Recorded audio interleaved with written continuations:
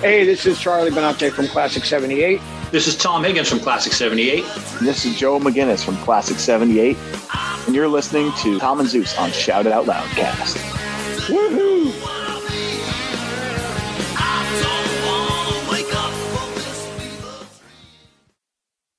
Oh boy. Here we go. This is Gene Simmons. Put that cookie down. Kiss. Stop pressing the button. Stockbroker Simmons. Star? Paul Stanley. Is that what he does? Stop shouting. My name is Ace Frehley. He's not what you would call a handsome man.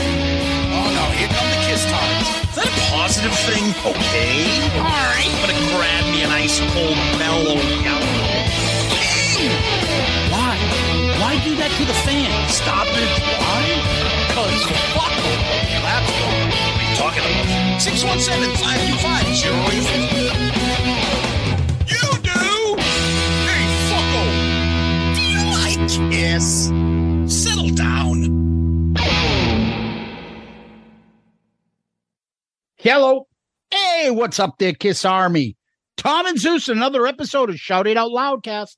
Episode 191, Winterland, 1975. You ready for this one? All right. Yes. We talk about this a lot. We always reference this, the clips and everything. So now we're gonna get into it all together, top to bottom. Winterland, baby. Woo. Yeah. We just dropped our ARC episode. We did. Woo. A lot of positive feedback on that. A lot of negative feedback on that, but fuck them. Who cares? It's a great album.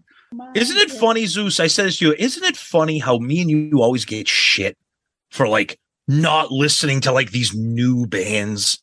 But then everyone's like, oh, REM, they're fucking terrible. Well, Dude, have you ever listened to REM, or do you just think that they're terrible? yeah. I mean, everyone calls them one of the greatest American bands of all time. Yeah. Especially when you go from the 80s on. Yep. They're in easily the top 10 bands, American bands. Yeah. Right. Oh, and totally. Then, if you're talking that era. Yeah. You get into, well, I like that song. I like that song. I like that song, but I fucking hate them. Well, yeah. Wait a minute. Which one is it? Say what? Yeah. It's like, oh my God, these lyrics, they're making me think.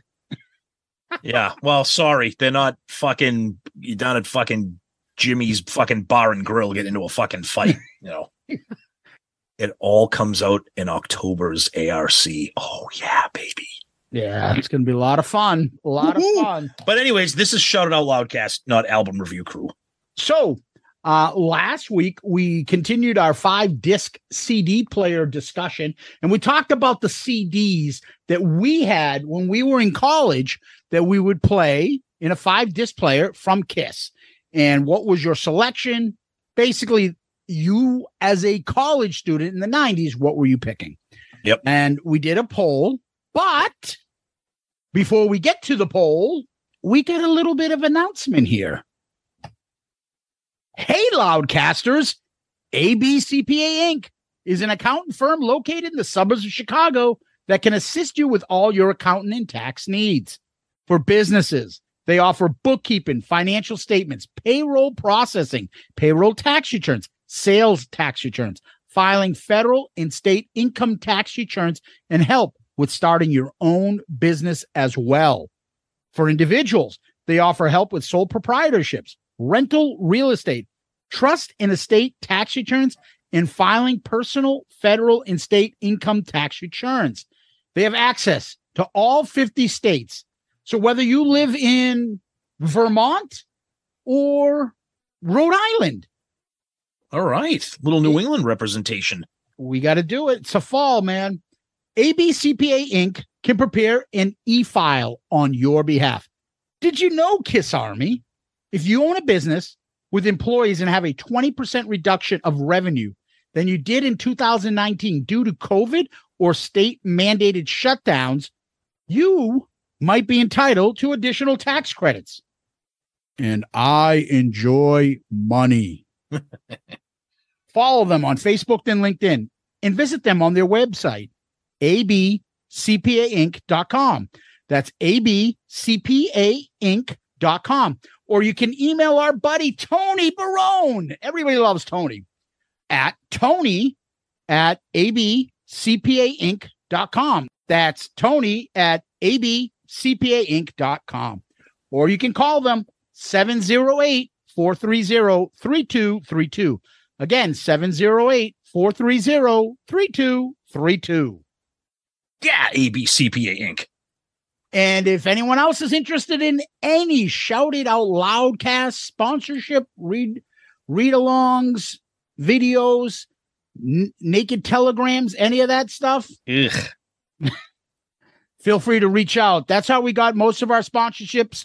Many of our loyal listeners send us a DM or an email and just ask, hey, how does this work? And we got a couple other people that are interested in stuff. So space is limited. And we know that we'll only put the best out here for Loudcasters. That's right. Yep.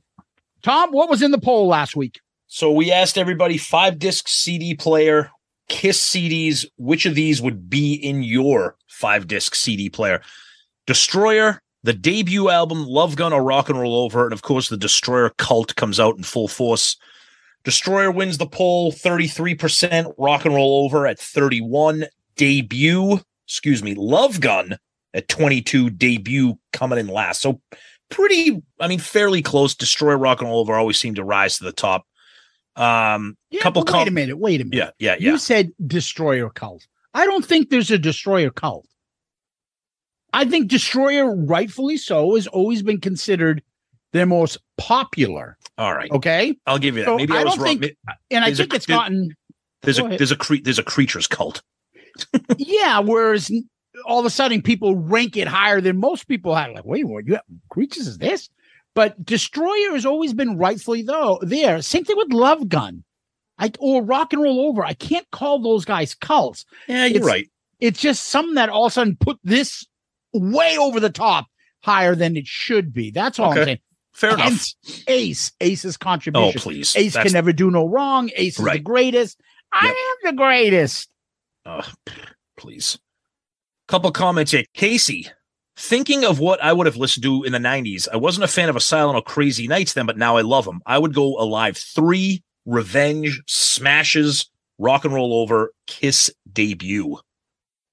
Lee Bruton, Rock and Roll Over here would be my pick. Tom's list was very close to my picks. Mike Reese, debut for me. Deuce is my favorite song of all time. It's no contest for me. George Savastano. All right, Paisano. That's tough. I went with Rock and Roll Over. Our buddy I Love It Louder. I would go with the box set. Surprised it wasn't mentioned. It's actually a good pick. Throw in the 5-disc box set. Obviously not in college because it came out in 2001. But that'd be a good. We're not talking permanently for the rest of your life. Yes, we are. This is real. This is forever. But if you're like hanging out in your room, throwing on the box set's not a bad idea. I'm still fighting for that to be re-released on vinyl, but fuck them, they won't do it. They won't do it. Let's see. Buck, he says, during my college years, I would go with all 4 of those, plus I would throw in Hot in the Shade. All right. MD, I try to think which 5 I would have had in there during those years, but then I realized that it was 30 fucking years ago, and my brain has since been ravaged. So my 5 now would be my 3 current favorites, which are Rock and Roll Over, Crazy Nights, and Revenge, in 2 compilations, Smashes, and Double Platinum. Eric McChesney, it would have to be Destroyer. That album hooked me, and ever since then, Kiss has been my favorite group of all time. Let's see. John Bailey, Love Gun, for personal reasons. First album I ever bought with my own money. All right. The Electric Agora. The problem with this is that I just play them all in rotation, along with Harder Than Hell and Dress to Kill. Yes, of course, we all do that. Good stuff, though. Let's get to some episode-specific commentary here. Our buddy Heavy Mayo, I had the 100-disc CD carousel filled to the brim with Kiss, Rush, U2, Def Leppard, and 96 other pussy CDs. And then I like this guy. These are the people that I love to chime in. Like, how did you see our comment here? So this guy's Twitter handle is Shitty Pigeon 76. And his comment is, Kiss albums could best be used as Frisbees. Why is he on our Loudcast? What are you doing, dude? I mean, it's a clever line. I mean, whatever. I don't know. Whatever. Good luck to you. Whatever. Let's see. Bandana Guy says, I'd go Revenge Crazy Nights, Destroy Carnival of Souls, and Alive. Ooh. I like topics like this because everybody throws in like a bunch of different stuff. So it's fun. It was a fun episode for us. Sounds like you guys had some fun listening to it too. So that's what we got for Twitter, Zeus. All right. Over on the Book of Face. First we got Scott Donaldson. Love this type of episode, guys. These are always fun and interesting. I guess if I went back to college years, and for me, it was right in the late 80s, early 90s. So my list would pretty much be the same today. Asylum, Paul Stanley Solo, Alive 2, Disc 1, Lick It Up, Dynasty. I like it. Do you? I like it. I like it a lot. And then, Tom, we got Thinking Stanley here. Did someone say Bang Tango? I got to do it in the sequence. Whoa! Did someone say Bang Tango? I love Bang Tango. Don't get me started. And then he played the video of him saying, he goes, hey, here you go, Zeus. The video of him going, hey, Paul, what's up with that Dubai thing? Why is somebody on another Facebook group, the KISS Facebook group, because there's a million of them out there. I tried so hard not to laugh, and I didn't comment because I'm not going to be a friggin' pain in the ass. But some guy legitimately said, hey, did anybody else order the Dubai DVD? Do you know when we're getting those? And everybody was like, dude, the fucking thing's never happening. I think the comment should have been like, where the fuck have you been? It just occurred That's to why you I wanted to jump in and be like, did you just realize you haven't received that? Hey, where are the cameras? Exactly. What the fuck? You just picked up on it? They didn't get my Dubai shit. Did anybody get that? He's going to ask for that magic book next. Oh, fuck that guy. I'm going after him. If anybody listening who knows him, fucking. I remember you telling me about that. I'm like, what do I do? Yeah, you put in him, you'll be a guy for his book. He'll mention you. Yeah. I don't like KISS that much. Yeah, he'll mention me for sure. I'm gonna go after that fucking bastard. Fuck him. I don't mean to laugh. Oh, I mean to laugh. Fucking guy's a thief, and everybody knows who I'm talking to.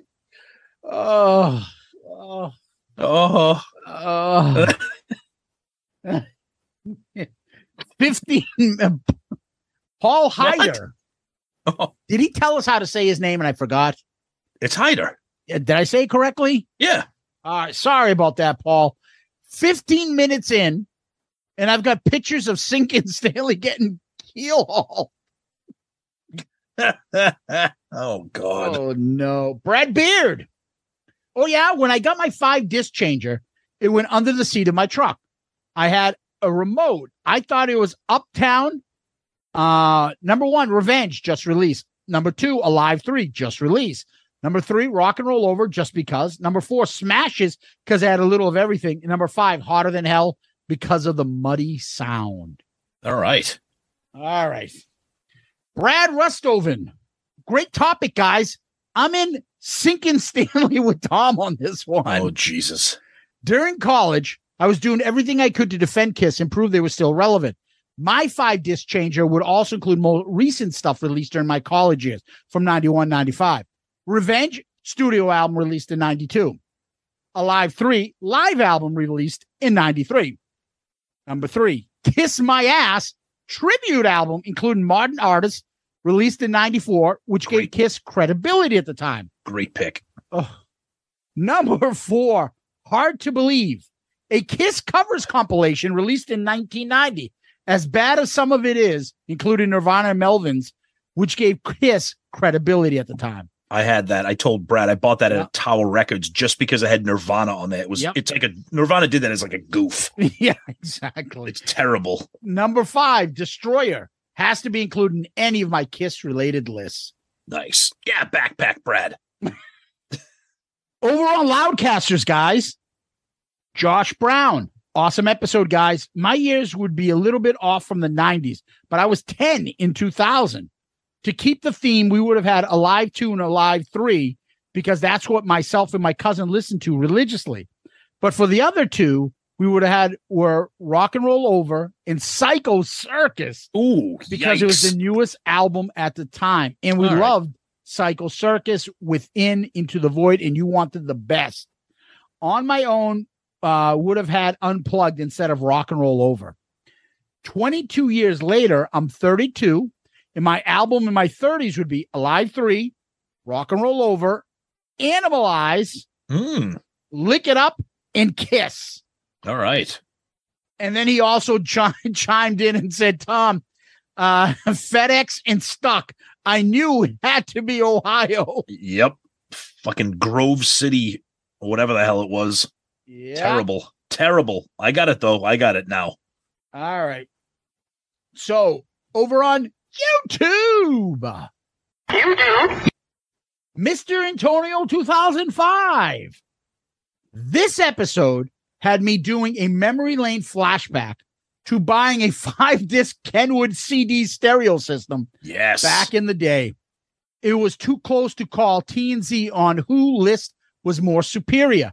I find these type of shows where you share your personal list of top songs to be comparable to the Rocky movie franchise, where it's a back and forth competition. Ooh. In particular, this session reminds me of the training session on the beach of Rocky 3. Oh, will we hug each other at the end? Apollo and Rocky wore knee-high Tom Byron-inspired socks when they raced against each other in preparation for Clubber. I pity the fool who buys from Kiss Online. Oh, man. Hey, woman. Shut up, old man. Anyways, Lange, while some Frank Stallone disco song plays in the background, in the end, both were winners and celebrated by drinking some fountain cola and eating some oven-burnt pizza from a joint called Stanley's Up the Block. Finally, here are my 5-disc choices, circa 93. The first Kiss CD I ever owned was Double Platinum. Same here, brother. Yeah. Then Destroyer, next Creatures, and rounded out our Revenge and Dress to Kill. Thanks, guys, for another fun week of laughs. All right. Nice. Thank you. I don't know who Chris Sispel is, but he says, Sinkin' Stanley is the best thing to happen to Kiss since Ace Frehley plugged in at the Loft. Okay. Wow. All right. Pete Staros loves to tell us what we need to do. Oh, please. Production assistant. You guys need to read Destroyer. Tom, did you know that we should review Destroyer? Is that like a good album by them, or is that something we should do? Or I don't know. Maybe we should put some thought into it. What do you think? Write that down. Is DEST? Yeah, we're just fucking with you, Pete. We love you, buddy. Dude, we've had this conversation many times. You know, we got to move things around. You can't just do album reviews. After that, we're gonna sit there and go, what else are we gonna do? Like we officially bottomed out. So yeah, we'll get to everything at some point. We'll get to it. The Destroyer review, we're going to be picking that one apart because we reviewed the contents of the box set, but eventually we're going to go through that entire thing, the studio album, and then all the other goodies that came with that, all those demos. There's a lot going on with Destroyer, so believe me, we'll get to it. Correct. Stephen Huvane, 20 minutes in, I had to pause and go watch the Sinkin' Stanley, in quotations, documentary. Half of which is you guys talking about Sinkin' Stanley. I must admit, I catch myself saying, Sinkin' Stanley. Hey. We all do, God damn it. We can't help it. A few times a day. Shit. Love it. Love it. Yeah. Our buddy Marty White. Yeah, Marty. I'm surprised that one of the commentators heard punk in Peter's playing. Two little known facts support that Gene Krupa, Peter's drum hero, is considered the punk godfather of jazz. Later in '82, Peter joined a band with Johnny Rotten, It was short-lived, but Peter changed his look and spiked his hair. The spiked hair was specifically mentioned in the divorce papers between Peter and Deborah. Oh, Deborah, she was hot. Apparently, the spikes in his hair scratched up her fun zone when they were engaged in certain activities. I don't think your wife looks like what's he look like? Lou Ferrigno? Very much like that. Just uses steroids. Yeah. And our buddy Devin Dungan said it was a great episode. Thanks, guys. That's all I got. Tom, over to you, buddy. All right, let's bang through some emails here. So let's start off by thanking our good friend and longtime fan, listener, and Patreon supporter, the great Mike H., for sending us a shit ton of photos from the Louder Than Life festival that was in Louisville, Kentucky. He sent us a ton of pictures, friggin' awesome, hilarious. Some of them, he took a picture of the friggin' Shout It Out Loudcast sticker in front of a urinal.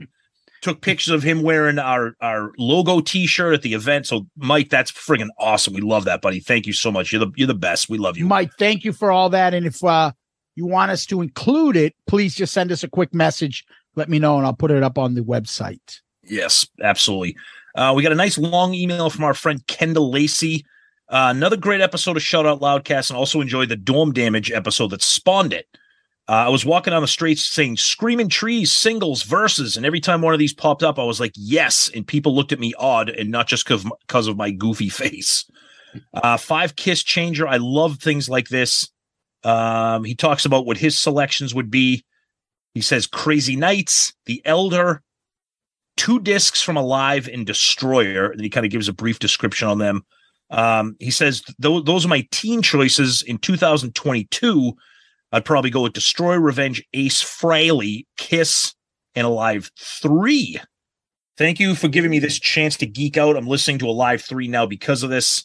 This episode in Jericho covering Dio has made my music excellent. All right. Thank you, Kendall.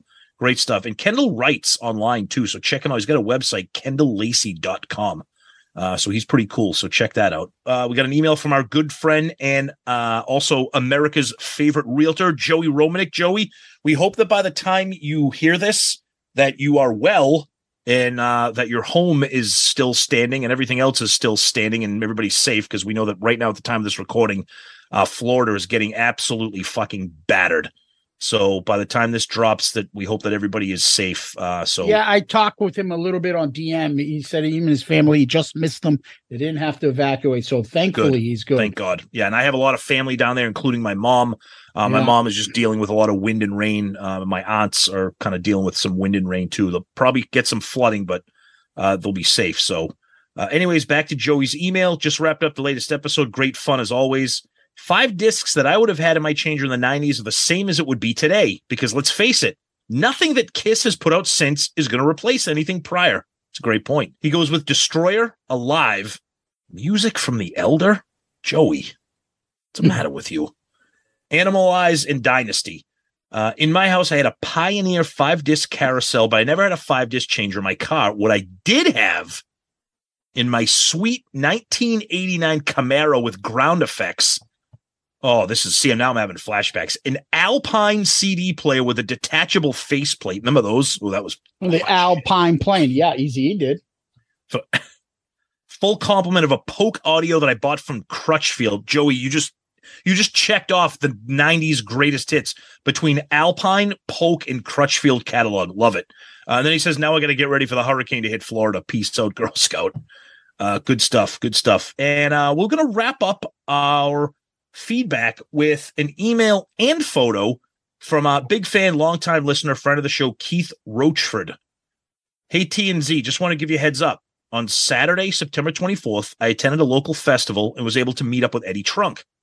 While I was waiting for my turn to meet him, he kept eyeballing my T-shirt.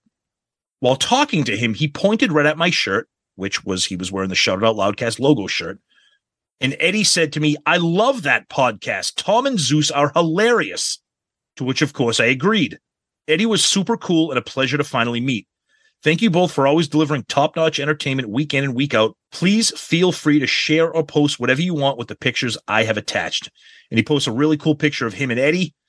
He's got Eddie's book in his hand. He's got our nice Shout It Out Loudcast t-shirt, and then he posted another picture of Eddie's book with Eddie's autograph. So very, very cool stuff, Keith. Thank you so much for that, for the picture, and of course for piquing Eddie's interest, which was very cool. So thank you, Keith, for that, and for being a longtime fan of the show and a listener and a big supporter.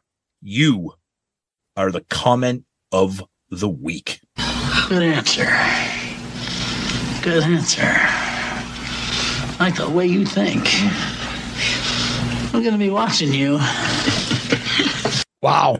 That's awesome, Keith. Thank you very much for that. We appreciate all that stuff. You know, when you guys are out there wearing the gear and stuff, talking to people, having fun, thank you, man. We talk about it all the time. You guys are what makes this show. You're part of it.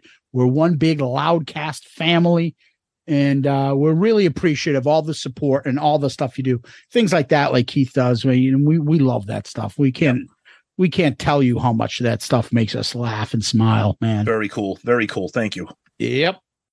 And Tom, what we do next is give a shout out to our Patreon family. So we were just talking about all the love and stuff that you guys do for us. Well, the Patreon family, they hold a special place in our heart because their support and help has really helped this show grow tremendously. And we can't thank them enough. We do this every week because they deserve it. Actually, this week, our good friend Lisa Michalik, better known as Gably DeGook. You love it. That. Ridiculous. She moved up from a cat man all the way to the demon tier. Damn. Yeah, Lisa. Yeah. She's following our little friend over there, Heavy Mayo, who moved up from a cat man to a spaceman. All right. You imagine what the uproar would be if Patreon people said, like, oh, the top tier. Yeah, the cat man. And the demon tier was like the lowest tier. Why don't we shuffle it up and make the top the top tier will be the Ankh Warrior tier? I think people would be upset. Like, no, I don't want to join you because you have Peter as the cat man as it. Or they would say you have Eric Singer. Oh, imagine we did that. The top tier is the Eric Singer Catman tier. Yeah. Or if we just changed it all the way around and we just have Dizzy Dean's picket fence as the top tier for our Patreon. Fat Vince is out of breath. Oh, man. Oh, God. Anyways, yeah. So we want to thank Gably DeGook. And she's been awesome supporting us, constantly interacting with us, retweeting, sharing stuff. We appreciate it. And we appreciate all the help from Patreon members. We just finished up our ARC poll. So we have the pick. It's in for next month's ARC episode. It's a Patreon pick. Yeah, a couple of us are doing that. Well, one of us is doing that. The other two, I don't know. We'll find out soon enough. And Patreon, you guys are the best. Thank you very much. If anybody else is interested in Patreon, please go to the website, shoutitoutloudcast.com. You'll see the link right on our landing page. You'll say Patreon right next to our Amazon store, which you can always visit. And go directly there and find out what Patreon's all about. If you can help and support our podcast, we'd really appreciate it. Yeah, absolutely. You guys are the best. Everybody out there, thank you so much. Yeah, thank you, Lisa, so much. We love your support. You're passionate about the show and, liking, commenting, retweeting, and you share a common love of Jericho that we have too. So thank you for that. And thank you for all the Patreons out there. You guys are the best. Your support means so much to us. It really helps the show. The interaction is fantastic. ARC, the picks that we do, the polling, the submissions, it's always a fun conversation that we have about all these albums. And who knows, I'm sure we'll get to a lot of these eventually down the road, even if your pick didn't make it for October. So thank you so much. You guys are the best. Very, very grateful for all of you. Yeah, and you also mentioned it, Jericho. Our buddy Jericho, Tom, he came up with a new catchphrase, the Ocho. He got the Ocho, his 8th world championship belt. He's now the world champion of Ring of Honor.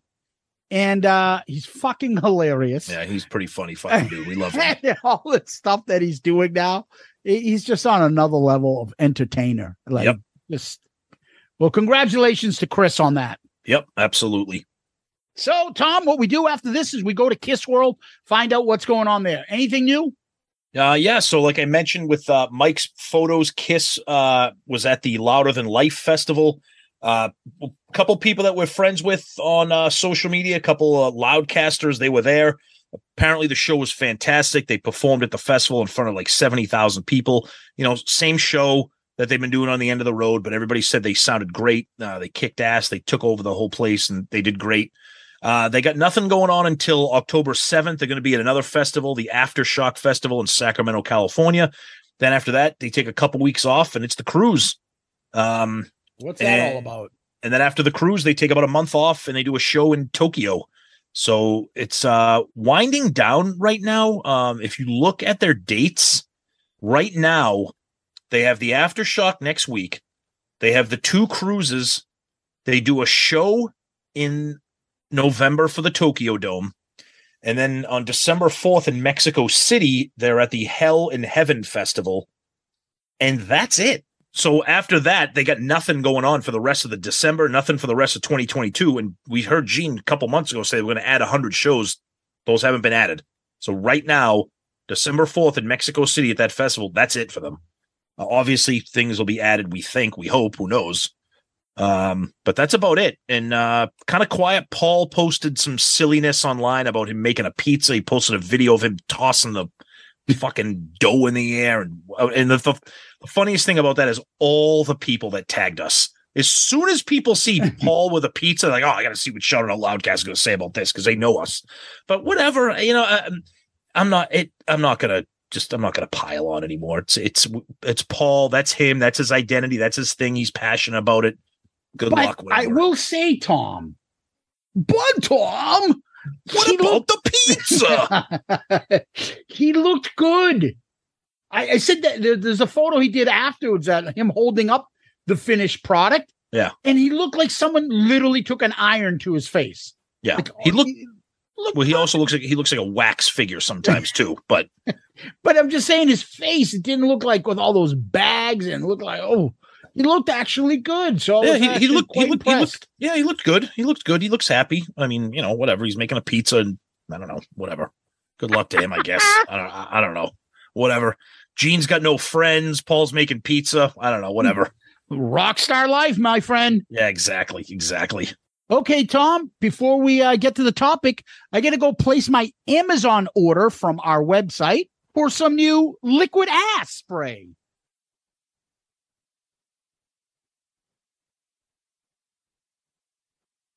All right, we're back. And Paul was just showing me his new pizza oven. And I don't know, man. He doesn't know how to make a regular pizza. Just give me some pepperoni. I don't need fig leaves and goat cheese and all this other horse shit you're putting on your pizza. But anyways, thanks, Paul. You really are a big fan of his pizza making skills. No, I'm not. Well, Tom, we've talked about Winterland almost as much as Extreme Close-Up and how we love that concert. I think our love of it came from Extreme Close-Up. Am I not correct? You're correct, yes, because that was the clip. They showed the clip of Gene doing Watchin You. Yeah. And we were like, what the fuck is this? Because it wasn't on Kiss Exposed. Correct. Right? That's right. And so when we really got into Extreme Close-Up in the 90s, hanging out at college together, we watched it religiously over and over and over again. When that clip came up, we're like, the fuck is this in black and white for? And then, holy shit, that performance. We talked about it all the time.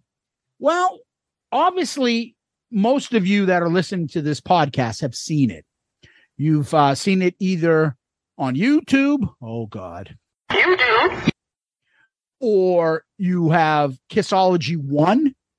Or perhaps you called up old buddy Roy Dam or somebody else related to Kiss Vision, and you have the Winterland concert. Mm-hmm. Or you've just, gone nowadays you can just go to YouTube and watch it. But back in the day, kids, you had to go the bootleg route and get it. But at the time, yeah, that clip on Extreme Close-Up, it was Gene doing Watchin You. We were like, okay, this is fucking insane. It's black and white. He's like full-blown demon. The performance was incredible. Then you get Kissology. You get the entire Winterland show. There's bootleg CDs, there's Kiss Vision CDs. Me being a vinyl guy, I have a vinyl bootleg of Winterland. I have a vinyl bootleg Harder Than Hell tour box set with Winterland also on there. And the Winterland audio for the bootleg is off the charts incredible. It sounds magnificent. It sounds incredible. And we just talk about this all the time because it's black and white. It's 1975. It's the Harder Than Hell tour. The band is raw beyond belief. And we're just going to kind of break down this performance and just kind of gush over it. Yeah, if you can believe it, yeah, another positive Shout Out Loudcast episode. Yeah, that's a lot in a row, Tom. I don't know. People think, know.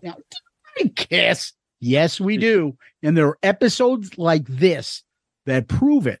And lately we've been on a roll. I think we did the big Bruce gushing member profile episode. Yep. Then we did Classic 78, Kiss off the soundboard Des Moines, the 5-disc player, and now Winterland. Woo! Kiss Festivus better come up because people are going to wonder, maybe we're one of those Happy Sunshine podcasts. I know. I don't know. Sometimes it happens. Yeah. Well, this will definitely bring out some smiles, at least for us. Yep. And again, we're going to start with, and if you want to hear about it, we also described Winterland a little bit on episode 165 when we did an episode on the Harder Than Hell tour. So if you want to hear about that, where we got into details about the set list, what they wore, and things like that, you can find that episode 165, the Harder Than Hell tour. Mm-hmm. But as far as this concert goes, it was performed at Winterland, which is a place in San Francisco. The promoter was Billy Graham Presents. Yep. All hell, Billy Graham, right? So I think the audience was about 5,400. It was a sold out audience, which is great. And it was January 31st, 1975, the Harder Than Hell tour. Mm-hmm. So you won't get anything from Dress to Kill. And you're like, well, no, where the hell is Rock and Roll Night? Where are the cameras? Yeah, so that's missing. Basically, I think they've been to Winterland. They performed 3 times. Apparently, Billy Graham didn't like Kiss. 2 of the other concert footage, because he had a habit of filming the artists when they performed there, either were thrown away or destroyed in a fire. But this one has been making its rounds. And then Kiss took the professional version of it and threw it on Kissology DVD when that came out. The concert was made up of 12 songs. We're not counting like certain bootleg. Oh, it's got 20 songs. Yeah. Bass solo, drum solo, guitar solo, Paul Stanley. Like those aren't fucking songs. 12 songs, 12 performances. Exactly. We're going to go through them. We're going to talk about this concert. And then hopefully you guys remember why you fell in love with Kiss like we did. Yeah, and I suggest if you haven't seen this at all, or if you haven't seen it in a while, pull out your Kiss Vision bootleg, your Kissology DVD, go to YouTube, watch it along with us. It's an experience that never gets old for me and for Zeus. It's one of those things where I am just so grateful that this is video footage that we have. Official video footage that we have too on with it being on Kissology. Yeah, so the announcer comes on. It's not You Wanted the Best. Instead, the announcer says, a big San Francisco welcome for our guest tonight, Kiss. And then the familiar guitar opening of Deuce. Yep. Now, when you watch the video, let's say you have no idea what we're talking about. You put it on, you're like, fuck, this is black and white, and it's a little shaky in the beginning, mind you. This is the only original professional job they had of this concert. So yeah, the camera jumps a little bit. There's some shaky stuff here and there, whatever. But it always starts off between songs for some reason. Whoever was filming this would always start with the candelabra Always. And it would be a black screen and the candelabra would go, and then the image go right onto KISS. Yep. Awesome. And there they are in black and white. Now, remember, everything was black and white on them back then. Mm-hmm. Silver a little bit too, right? Yeah. Oh, yeah. A little bit. Mostly black and white, but some silver stuff. Yeah. So you see this and you can place yourself at that concert like, what the fuck is this? Because they are so far ahead of their time. So original. It must have blew everybody's mind when they saw this. The energy that they have when they come out on the stage for Deuce is just, you would think that they're already playing in front of 20,000 people at Madison Square Garden. They are on all cylinders. The energy, they look incredible. One thing I noticed, watch this. I mean, I've seen this performance a million times. I never get tired of it. So I'm a Love Gun era guy, 77, 70. To me, that's the peak for me visually and the stage and everything. But I've really, especially since we've been doing this show and just, really getting into everything KISS, like I am really, really finding myself really in love with this 74, 75 era of KISS, like the real raw, stripped down version, because they're just so fucking ballsy. They're so full of energy. And I'll say it right now to start off, and I'll talk a little bit more specifically as maybe we get through the tracks and, the set list.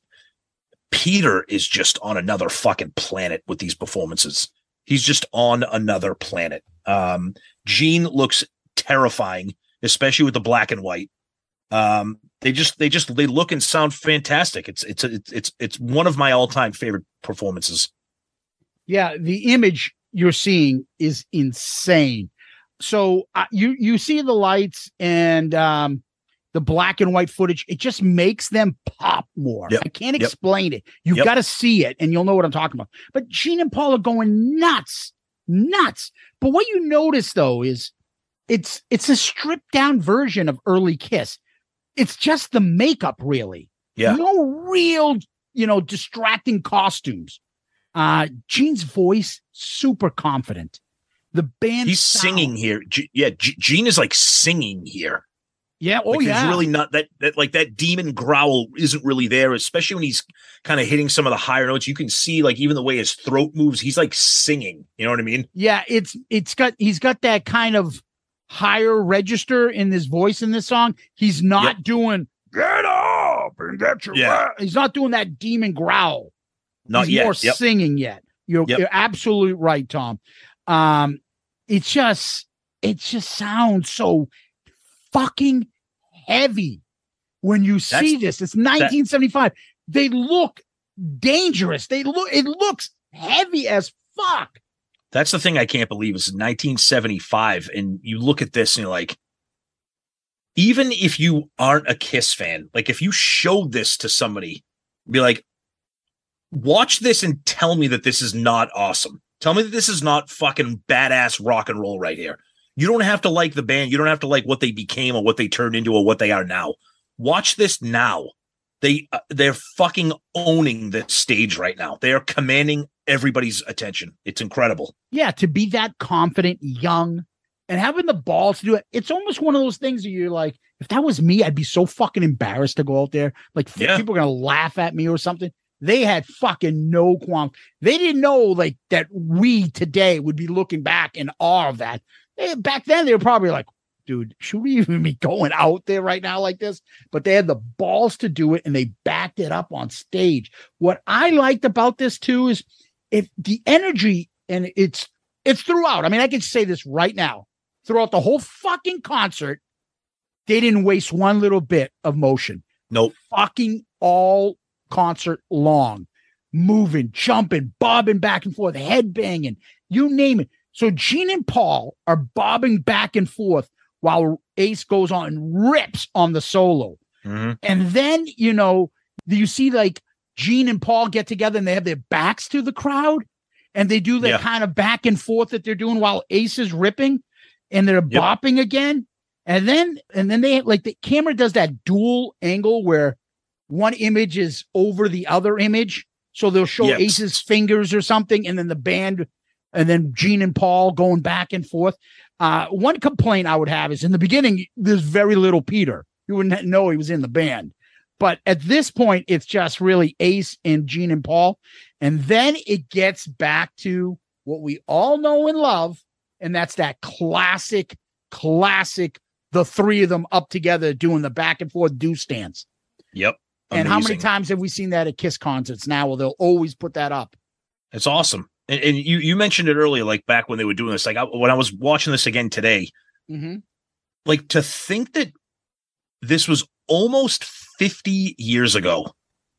And you wonder when they like, could they have ever imagined that like 50 years from Winterland that people would still be talking about this and like gushing over it and admiring it and loving it as KISS fans? It's just, I think it's a testament to the band, and people, sometimes we're guilty. You lose track of like what the band like is overall. Like you look at it like what the band is now, like the End of the Road tour. Tommy, I don't like him, and Spaceman and Catman and Eric singing all this. Like, but if you just like put all that aside and just like go back to like why you like love this band, like this is one of the reasons. Oh, it's just boom, and it ends, and just holy shit. Yeah, that's the first track. Exactly. And then, you know, usually Paul, he's got his early Paul stage banter going, yells, "How you doing? All right." The screen then cuts to black again. And this is the first time I noticed it. And then the candelabra is up, and then boom, into Strutter. You would think they're playing fucking Master of Puppets the way they're moving on stage. It's incredible. I know. Have you ever seen them do like fucking Strutter? Like, this is a mid-tempo song, and they're like, Paul's not fucking stopping, just moving. I'm telling you right now.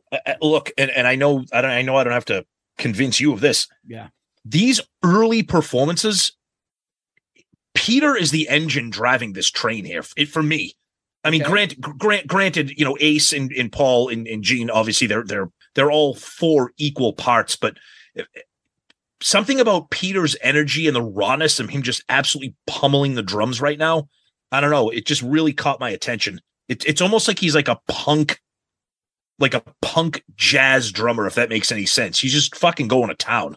You know what I notice about it, and this is what makes me think about it, is this is what Peter probably has in his head, because you would never think this is Peter of 79, useless to them. Right. Fucking like, oh, he sucks, this and that. This is Peter being like, dude, I'm fucking just as big a star here and just as important as the rest of you fuckers are. Yep. And some of the music that I'm singing is some of the best songs we've got so far. Yep. So I'm just as vital here. What the fuck are you guys talking about? Mm-hmm. And it always bugs me, that aspect of it, that Peter just, let's be blunt, Peter's performance in his skills diminished because of his hand injury, his drugs and alcohol. Oh, yeah. And then Ace got fucking lazy. Yep. But if that Ace and that Peter stayed in with that band, oh, God, could you imagine how good they would have been? No. I don't know what would have happened. If they had that much energy and they put that into the next album after Love Gun. Yeah, I agree. I'm with you. Right? Yep. It's kind of, in sense, you see how great they were, but it's also a little bit bittersweet because you're like, what the fuck, man? Yeah, you had this band. Anyway, on Strutter, I noticed, you know, Paul's voice is good. And then I started looking at him. Paul's shirtless. He's got the dog collar. You see the tattoo. Yep. Right. You know, it's kind of fresh. You see it there now. He's got the big boots. He's got the tights. Like, I don't know. They're like, I like to think that all of them are wearing like acrobat clothes. those tights. Yeah. Like he's walking a tightrope. Hey, with a required uniform. Tights. Yeah. And he's got that little girdle thing that comes up. Yeah. That hides his love handles. Yeah. Right. But he still looks so cool and so good. Paul and Gene are fucking bopping some more together on this. They were doing that. I don't remember that in Strutter. Nope. But I don't know. I just think it was fantastic. And then Paul goes into his banter again. This is something off the new album. Imagine hearing that. In 1975. Yeah, Harder Than Hell. It's called Got to Choose. And again, image of the candelabra. And then they go into Got to Choose, Tom. Yeah, this is a song that to me really sounds like much better live for me. I mean, it's a great song. It's kind of a weird song because it's kind of a weird tempo for a Kiss song. Because to me the chorus is kind of like, I think that's always been the problem with the chorus in this. But they just do such a great job. Ace's solo is like really on an island on this performance. Like, he's really not interacting with the band so much as he's kind of just doing his thing. He's got that stupid fucking looking cardboard triangle thing. It looks like somebody made it in like first grade art class. But he's just ripping the shit out of these solos, and he's not bothering anybody. He's just over to the side. He's just Space Ace, and he's just killing it. Yeah, Tom, this is the first time now I start focusing on Gene. Yeah. Okay. Gene looks like a fucking monster. Totally. Dark, black and white. The shadows and the lighting on this. It is such like, it seemed like they were using old tricks from the Universal monster movies. Yeah. And I think That's the thing what he too, looks like. I think one of the things that sticks out to me too is that almost makes him look much more menacing with his eyes. And what he does with his mouth is his face is so thin. So when he smiles, it makes his face like pointy, he doesn't have a big round face, so he looks just that much more menacing because he's so young and thin. Yeah, and he's got that black outfit and the bat wings. Yeah. It's not like too cumbersome. He's not wearing battle gear, but he's got the wings. He looks like a honest to God Universal Pictures, like Dracula, fucking ghoul or demon. Yeah, yeah. Ace, I put, looks very engaged. He doesn't look peg fucking all pigeon-toed in the corner, but he looks engaged. And his uniform, my God, I said the same thing, with this stupid V-shaped space costume underneath his acrobat uniform. So funny. Oh, man. But the version of this even rocks. Like, there's nothing. Like, it's Got to Choose. I don't know. I can't remember a better version of Got to Choose. They're fucking rocking. They look great. Then Paul yells, "Got to choose." Okay. And then back to the candelabra again. And he goes into Paul Stanley banter mode, telling you something, people, the way you misbehaved tonight. I swear, San Francisco just might be the rock and roll capital of California. I'm like, that's it? That's it. What about the world? That's not a big compliment. And he goes, "I'll tell you people, you're all so hot. I swear must be hotter than hell." And right here, fucking incredible. And it's all the credit goes to Peter.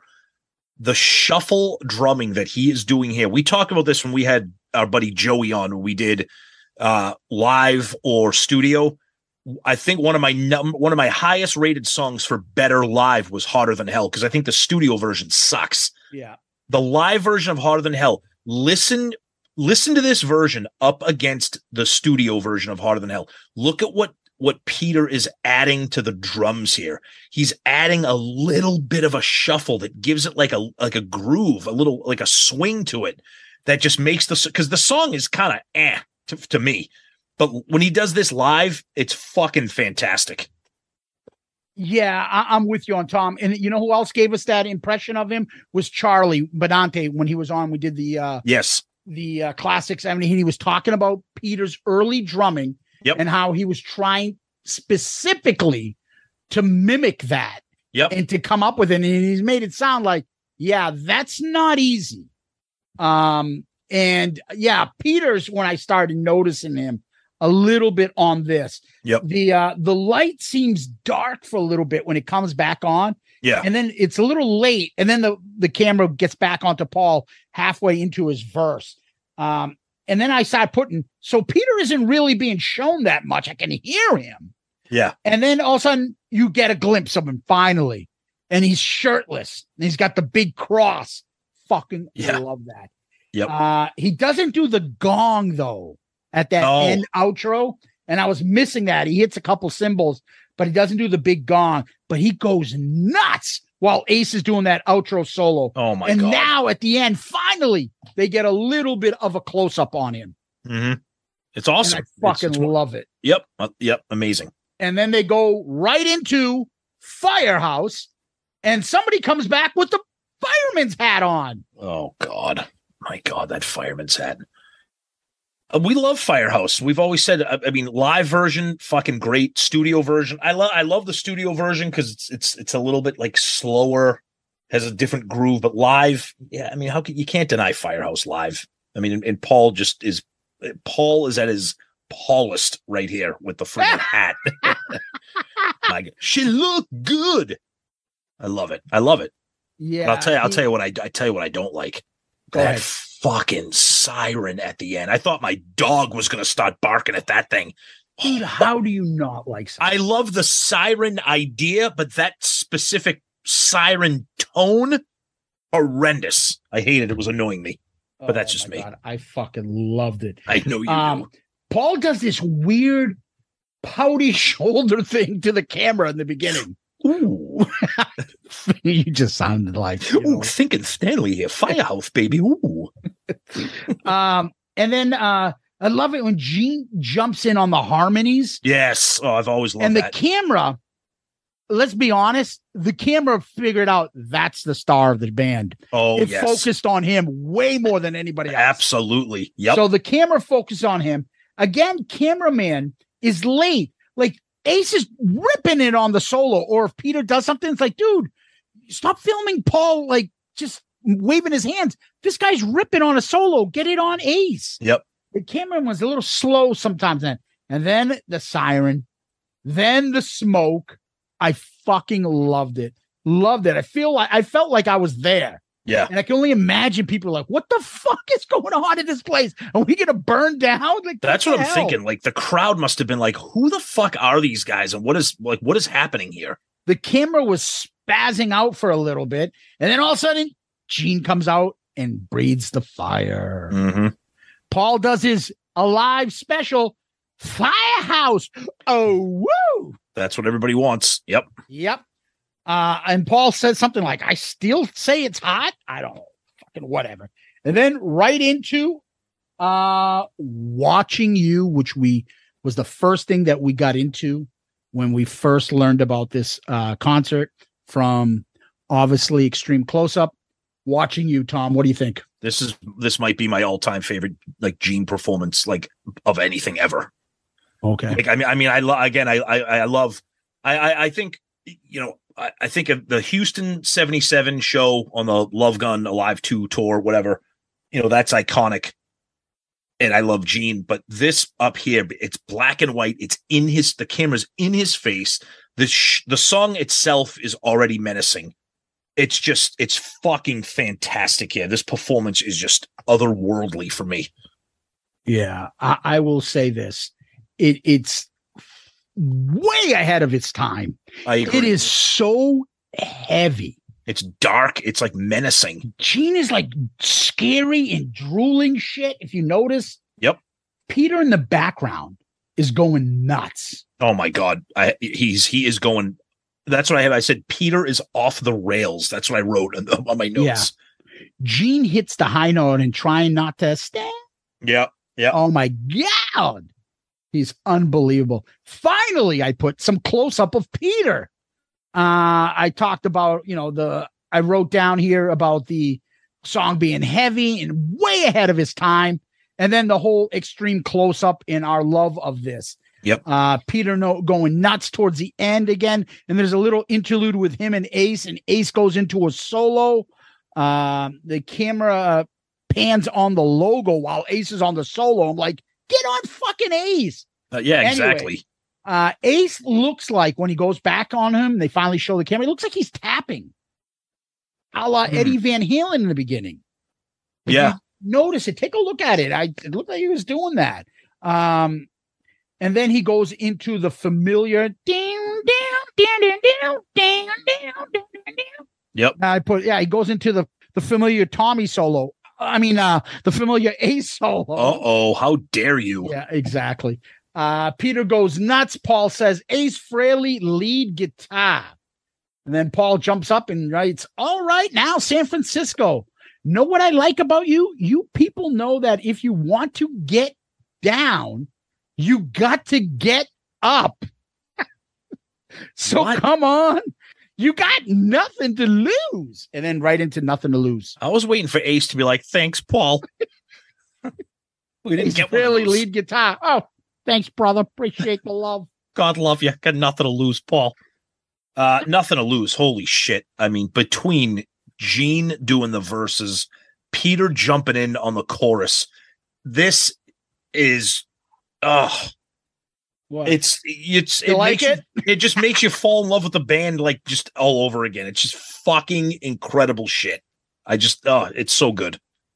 Yeah, it's just I don't know. Watch it, please, people. Yeah, exactly. It's tough. It's just, I mean, you don't want to say like that's awesome, but it's like, I don't know, it's tough. When they close up on Gene on Nothing to Lose, he looks all fucking battered. Yeah. He looks fucking like weathered, like he's been through a war. Yep. He's also singing in a weird way where he's like almost looking up. His chin is in the air and he's singing high up into the mic. He's doing that for his throat. Yeah, it just you don't see him do that anymore. No, but if you look at some of the old video, okay, I'll veer off for a second. So I am not a fan of Motorhead. Okay, but if you watch performances of Lemmy and Motorhead, he always had his mic way up and he sang with his head back, and he did that because it helped his throat. It helped him sing. So you look at these notes that Gene's hitting, he's tilting his head back as he's singing them because it's making it easier for him to hit that register, those notes. That's why he does that. It's kind of a weird kind of thing, but you're right. He doesn't do that anymore, probably because he can't really hit those notes to begin with. He doesn't try to. Okay, but regardless, it's just interesting seeing him like that because you're right. He doesn't do that anymore. Yeah, right. I just thought I just picked up on that. That's all. Yeah. Yeah, and so in the beginning, they don't show Peter when he sings his verses. I'm like, what the fuck? They barely showed it. They won't even show him at all. A little bit when they're showing Gene and Paul and Ace singing the chorus. Then you kind of over the shoulder see Peter in the background. Yep. But not when he was singing, just when he was playing. Yep. They're just doing God, instead of Peter's wow.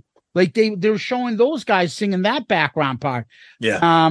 And then towards the end, they finally showed him singing the Peter part of the song, and I fucking loved it. And then at the end of the actual song, right where he stops singing, he hits the microphone like I have like my swing thing like this, and he just pushes it out of the way. You could tell, and then he's just back to drumming and going nuts. Just going fucking nuts. Loved it. Loved it. Yep. And then the vocals stop, and then Paul, this is off the new album. It's called Para, and then it just cut out for some reason. I saw it. I'm like, wait, what? Like, did the mic cut out? Or did he like, I know. It's a new one. It's called Parrot.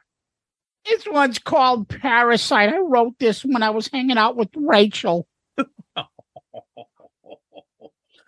Anyway, Parasite, Tom. I got right here. I just wrote Gene owns this. Just incredible stuff. There's a scene where when Peter is absolutely going bonkers on the drums before there's that breakdown with the guitar and the camera, you could see how antiquated the thing is because the camera jumps back and forth between Peter at this angle, Peter at that angle, Peter at this angle, back and forth, and just Peter's just like just totally going to town, and then it just and then it just breaks down into like the guitar stuff. It's just I mean, Parasite to begin with is fucking incredible. Anyways, I mean, we were lucky enough to see it on one of the end of the road tours when they threw it in there. But I mean, this right here is just it's incredible. Yeah, Tom, I same thing. It's a continuous theme. Sound is so fucking heavy. Yes. Well, this is a heavy song. 1975, so fucking heavy. Yep. The lighting makes this all look so insane and cool. Yep. There's a close-up of Peter doing a quick solo into an A solo. Again, looking so fucking cool. Paul and Gene are unisex throughout the whole thing. While the solo of Peter's going nuts, they just look so good together. And then Gene does a quick blood dropping, right? He's spitting out the blood. It's not very long. And it's not a big ordeal. And the two images are kind of imposed on another. And it looks cool. And then he looks, and then right into 100,000 years. We know this version. Oh, God. Yeah. This is pretty much almost what you get when you're listening to a live. You get the Peter doing his solo, Paul's doing the banter during the breakdown, Paul's commanding the stage again, talking to them like he's in front of 20,000 people at Madison Square Garden. It's just, it's the iconic, it's another song to me that is 10,000 times or 100,000 times better live than you hear it on the recording of the debut album for me. Just incredible. And after that breakdown, when the band just all gets together and just rips into it, incredible. Yeah, I would say this is a kick-ass version of this whole song. Yeah. Paul his singing is awesome.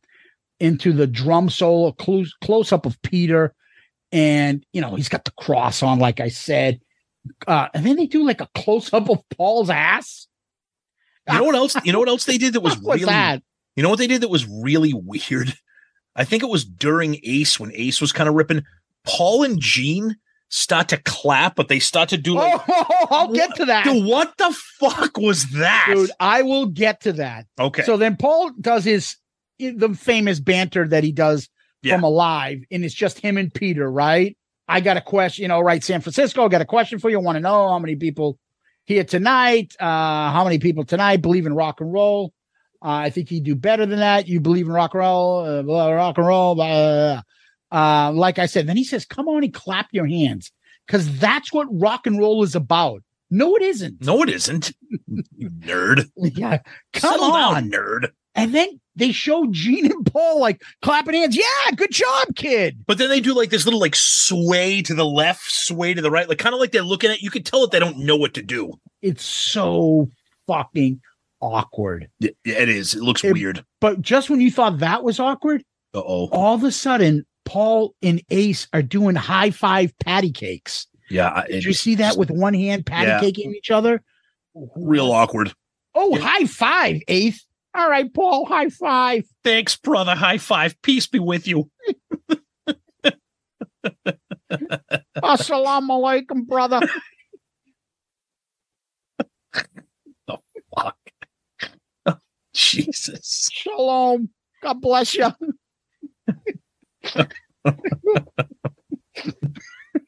I got all the bases covered in all the religions. I talked to the Catholic and the Jewish guys in my band. God bless you. Chaim. Anybody wants to become a Hindu, let me know. I got one for that too. Back to you, Paul. Remember, people like to clap. It's all about rock and roll. Let's high five some more next time. Then, Paul does the typical, do you feel all right? Do you feel all right? And hits the high notes, and Paul and them clapping. Come on, Paul. Paul goes off stage, grabs his guitar, and then sorry to have taken so long. I love that part. Me too. And then the version comes in. Yeah. Dun, dun, dun, dun, dun, and then back into the song. All right, rock and roll. Thank you. And then right into the famous intro slow chords of Black Diamond. I mean, my goodness. This is just, I mean, if you didn't already love Black Diamond, when you hear this is when the visual aspect of Kiss really comes into play, because Black Diamond is the kind of song, it can stand on its own. It's a fucking great song. But visually, when you see the energy that the band has here at the end, when that like real, like basic, like drum riser starts to go up. And the thing that I love about it is they're all trying to coordinate it with Peter, and they're all staring at Peter, because you could tell the band is still new and they're still kind of learning the timing of all their little, like all the things that they're doing on stage together. And they look like a fucking team. Like you watch it, they're all looking at Peter for like the cue of when he's going to bash the drum, and they rip into the chords on their guitars. It's an incredible display of like energy and where this band was at this time in 1975. They were just fucking balls to the wall. Imagine that respect for the drummer, because that goes away real fast as they get bigger and bigger. Yep. Black Diamond, finally close up of Peter singing. And I'm like, this is so fucking cool. Yep. My guy, they have the camera on him. He's singing his ass off. Oh my God. The band in front of him is playing like wicked close together. And then they get that legendary outro where Ace is on his knees and playing to Gene and Paul. You know what I'm talking about? Yep. And it's just so fucking cool. And it's like Gene and Paul are bowing to him while Ace is on his knees. Yep. Smoke goes off, and then boom, good night. And then the camera goes on the KISS logo. Yep. Paul comes back. Oh yeah, I wanted to tell you a little about a party we had a couple nights ago. Oh my God, this was bad. Yeah, you people here like to drink a little alcohol, don't you? All right, I'll tell you. We finished about 2/5 of bourbon, about half a quart of vodka, and we just couldn't steer clear of 6 bottles of cold gin. Oh my God. And then the close-up of Ace and the guitar, and he's fucking playing with the switch. Yep. And then boom, right into the famous chords of cold gin. Oh, yep. So fucking cool. Paul, you didn't finish a bottle of anything. Let's be blunt. No, you didn't. You finished a bottle of San Pellegrino sparkling water. Okay, them fancy boy. We just had 5 Zimas and some purple passion. Ooh, get me some bottles and James, baby. Wine coolers for all the tough guys. No alcohol in this band. Yeah, so at this point, the band is kind of ready to wrap it up. It's their kind of first encore here. It's Cold Gin. I mean, live, another song that's probably kicks ass a little bit more than the studio version, of course, especially with Ace. You know, again, the camera's on Gene. Like you said, they realize where the attention is. It's Gene. This song has always been okay. I mean, you know, you come back from Black Diamond, Cold Gin's kind of, it's all right. I mean, it's still part of this Winterland performance, so I love it, but it's not a standout for me, but it's okay. Yeah, the thing that was funny was like Paul was doing like some Running Man aerobics.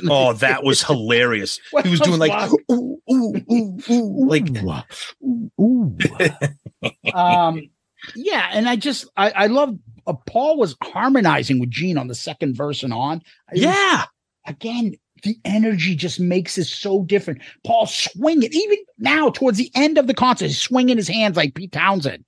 No wasted motion. None. Yep. Again, Paul says good night. All right, I'll tell you one thing that's missing tonight, and that's the San Francisco KISS rhythm section. Oh, I'm like, dude, what are you talking about? Come on, people, start clapping. And then right into Let Me Go Rock and Roll.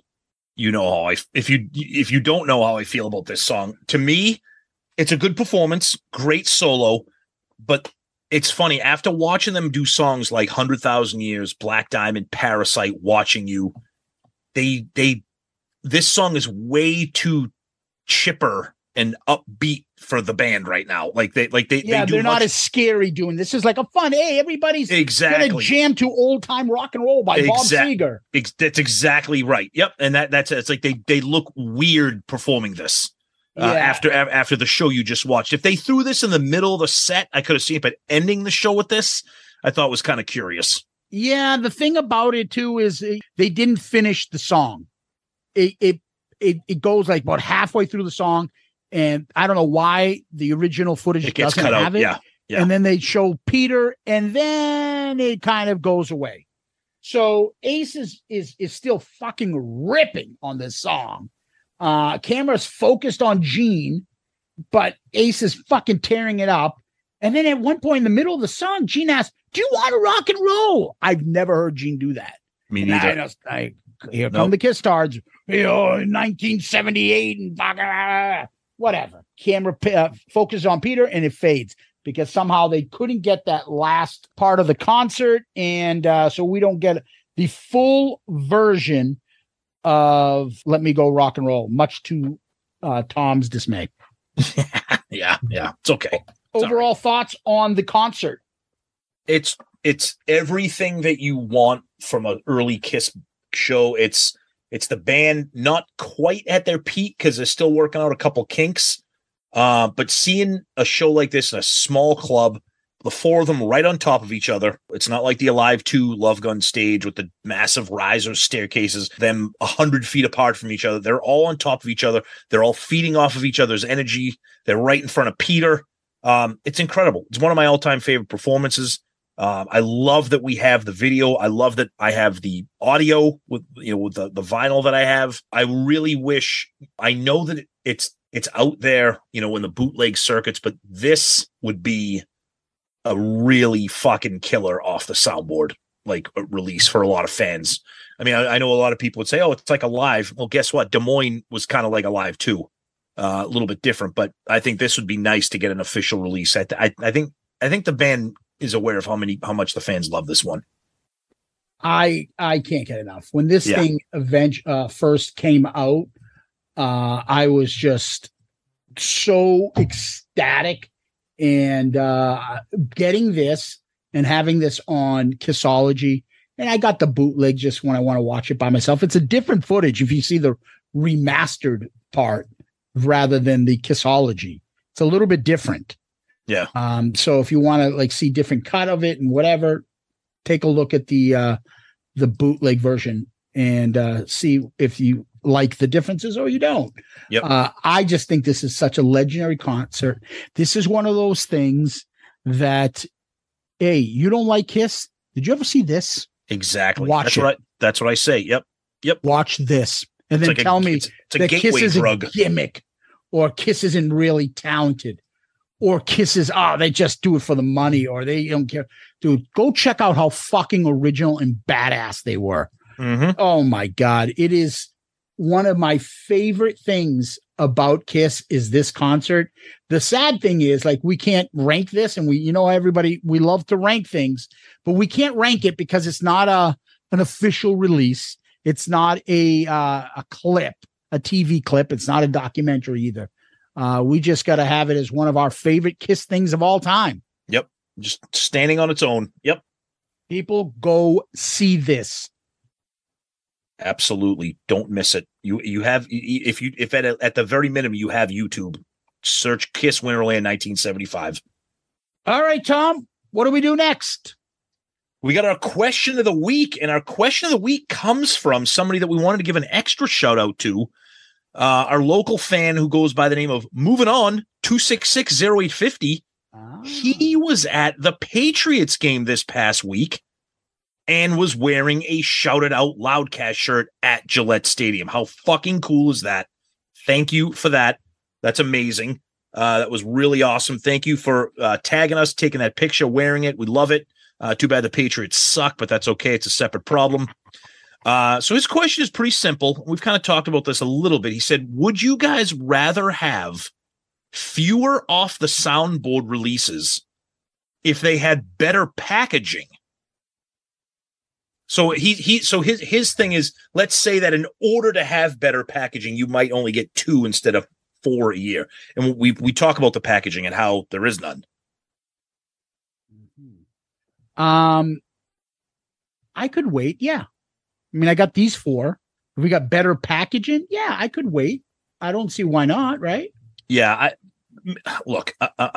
I think we're all, when it comes to the releases, the packaging. I mean, even speaking of Kissology, they came with little gimmicks, little stickers, little, different things, obviously Alive 2 and all those the booklets and stuff.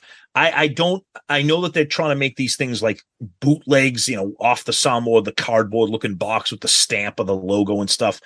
But I would love it if they threw in even like a picture or like a replica tour book from the show, something. And it's really shocking to me that a band like Kiss that is so merch, goody gimmick heavy didn't do this.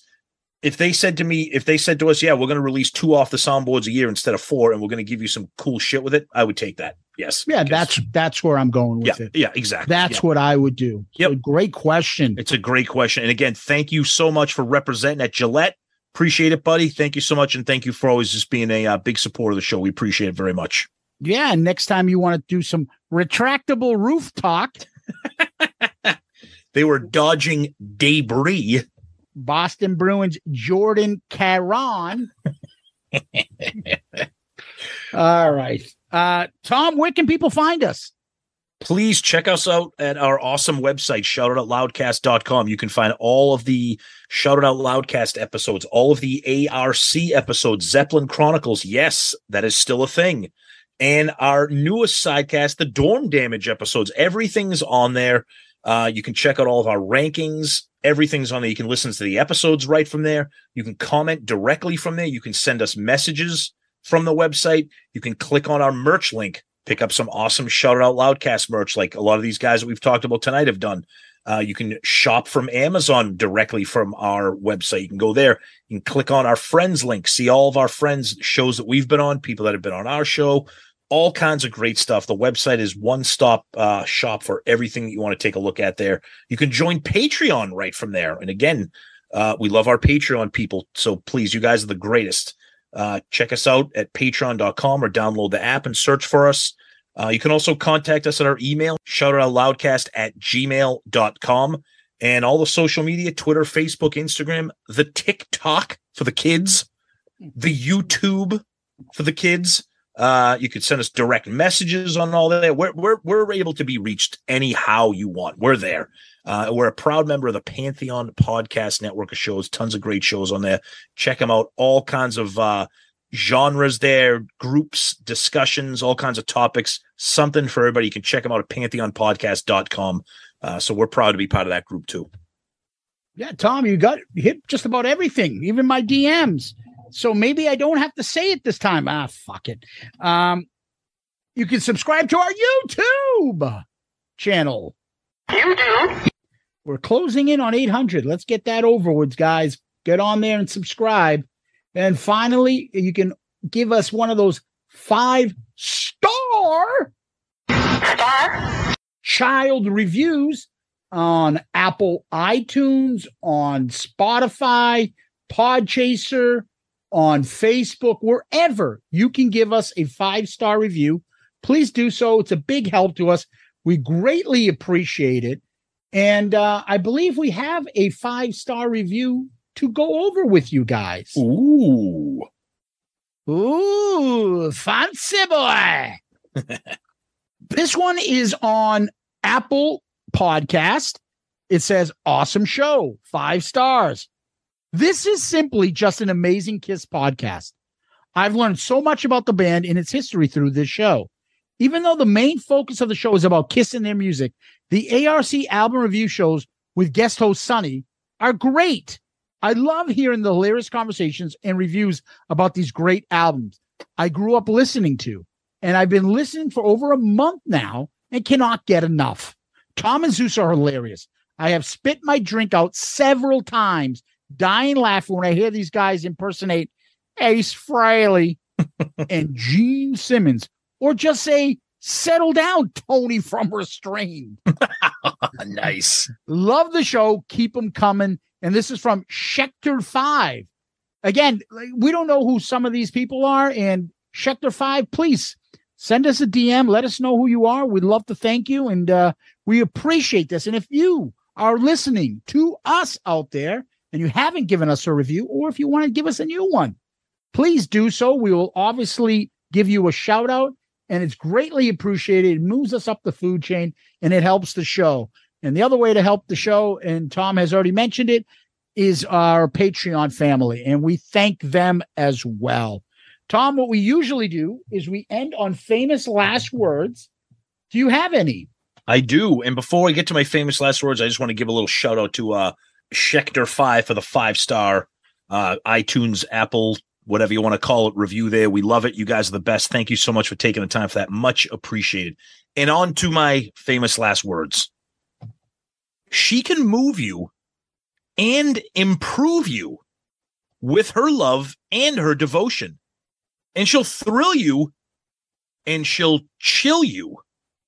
But you're headed for commotion. Nice. Nice. Darkness will fall on the city. It seems to follow you too. You too! You do. And though you don't ask for pity, there's nothing that you can do. Nice. Tom, thank you. Loudcasters, KISS Army, thank you. Guys, you're the best. Thank you so much for all of your support, everybody. You're amazing. Zeus, as always, my friend, thank you. Peace out, Girl Scout. And next, beat the gypsy.